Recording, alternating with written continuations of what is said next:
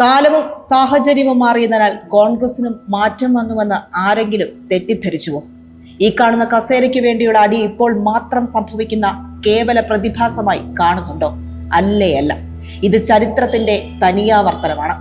അടിയന്തരാവസ്ഥാനന്തരം കോൺഗ്രസിന് ലഭിച്ച മേൽക്കൈ സന്ദർഭങ്ങൾ മുതൽ ഇന്നെത്തി നിൽക്കുന്ന നിമിഷം വരെ അധികാരം കയ്യിൽ വരുമ്പോഴൊക്കെ കോൺഗ്രസിൽ തെരുവ് യുദ്ധം നടന്നിട്ടുണ്ട്.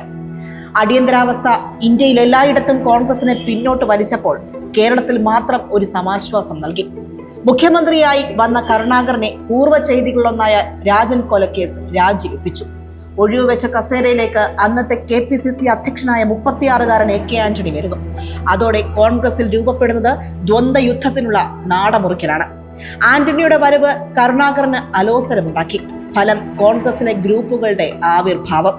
എയും ഐയും ചേർന്ന് പിന്നീട് അയ്യോ എന്ന ആർത്തനാദം മാത്രമായി അധികാരം കോൺഗ്രസിനെ മാറ്റി. 80 മുതൽ 95 വരെ 1.5 പതിറ്റാണ്ടിലെ 3 കാലയളവുകളിൽ കോൺഗ്രസിലെ കസേര തന്റെ അരക്കിട്ടുറപ്പിക്കാൻ കരുണാകരന് സാധിച്ചു. ISRO ചാരക്കേസ് വരുന്നതുവരെ.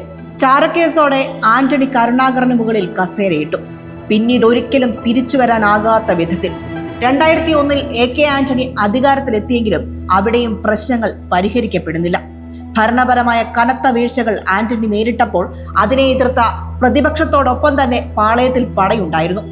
കരുണാകരൻ മകൻ മുരളീധരനെ മുന്നിൽ നിർത്തി ആന്റണിക്കെതിരെ യുദ്ധപ്രഖ്യാപനം നടത്തി. ഒടുവിൽ പാതിയിൽ വെച്ച് ആന്റണിക്ക് ബാറ്റൺ ഉമ്മൻചാണ്ടിക്ക് കൈമാറേണ്ടി വന്നു. ഉമ്മൻചാണ്ടിക്ക് ഐ ഗ്രൂപ്പിലെ പ്രതിയോഗികളിൽ നിന്ന് മാത്രമല്ല മുൻഗാമി കൂടിയായ ആന്റണിയിൽ നിന്ന് പോലും എതിർപ്പ് നേരിടേണ്ടി വന്നു. 2011 തിരിച്ചു വരുന്ന ഉമ്മൻചാണ്ടിക്കെതിരെ രമേശ് ചെന്നിത്തലയുടെ നേതൃത്വത്തിൽ അഴിച്ചുവിട്ടത് കനത്ത രാഷ്ട്രീയ യുദ്ധമായിരുന്നു. ആഭ്യന്തര വകുപ്പിന് വേണ്ടി പിടിവാശിയുമായി നിന്ന ചെന്നിത്തല ഒടുവിൽ 2 വർഷത്തിന് ശേഷം ലക്ഷ്യം നേടിയെടുത്തു. അന്ന് മന്ത്രിസ്ഥാനങ്ങളിൽ ഒന്നുമില്ലാതിരുന്ന VD സതീശൻ ഭരണത്തിലെ നിരന്തര എതിർ ശബ്ദമായി. 2021 പ്രതിപക്ഷ സ്ഥാനത്തേക്ക് പോലും ഈ അടി നടന്നു.